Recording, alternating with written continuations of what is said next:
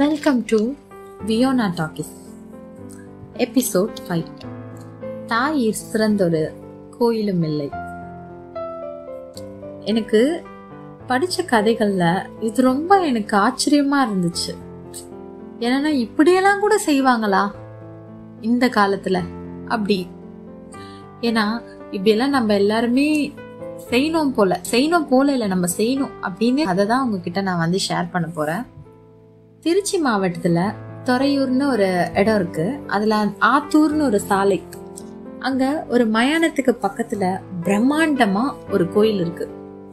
அது என்ன கோயில்னா, சுரேஷ் குமார் அப்படின்ற ஒருத்தருக்கு வந்து தனபாக்கியம்னு ஒரு அம்மா இருக்காங்க. அவங்க இறந்துட்டாங்க. அவங்களுக்காக கட்டின கோயில் தான் அந்த மயானத்துக்கு பக்கத்துல இருக்கிற ஒரு பிரம்மாண்டமான கோயில். பாருங்க எவ்வளவு பிரம்மாண்டமா ஒரு கோயில் கட்டியிருக்காருன்னு. அந்த கோயிலோட வாசல்ல அவர் என்ன எழுதியிருப்பாருன்னா, இந்த கோயில் வந்து ஒரு தாய்க்காக கட்டப்பட்டது இல்ல, அகிலத்துல இருக்கிற எல்லா தாய்க்காகவும் கட்டப்பட்டது அப்படின்ட்டு ஒரு வாசகத்தை அவர் எழுதியிருப்பாராம். நமக்கெல்லாமும் தெரியும் இதே மாதிரி ஒருத்தர் பண்ணியிருக்காரு. அவர் யாரு?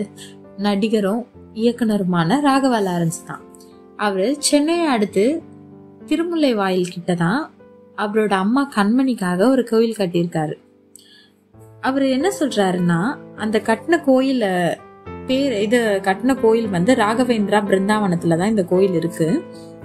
அவரு என்ன சொல்றாருன்னா, என்ன கருவுல சுமந்து காப்பாற்றின தாய்க்கு இந்த கருவுலயே நான் செலை வச்சிருக்கணும் அப்படின்னு சொல்லிட்டு, அதுக்காக தான் நான் இந்த கோயில் கட்டினேன், இதுதான் என்னோட லட்சியம், அப்படி என் வாழ்க்கையோட லட்சியம் அப்படின்னு வந்து சொல்றாரு.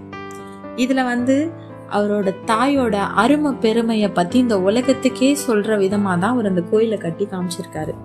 இதே மாதிரி தான் அந்த சுரேஷ்குமாரும் பண்ணியிருக்காரு.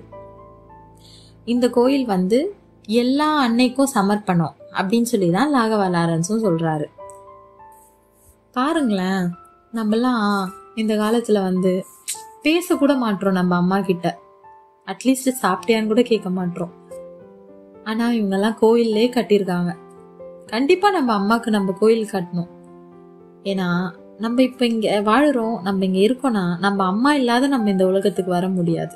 நான் என்ன சொல்ல வரேன்னா, நம்ம கோயிலெல்லாம் கட்ட முடியலன்னா கூட பரவாயில்ல, நம்ம சாமிக்கு தர ப்ரையாரிட்டியில பாதியாச்சும் நம்ம தாய்க்கு நம்ம தரணும். அவங்கள மதிக்கணும், அவங்கள துச்சமா நினைக்க கூடாது.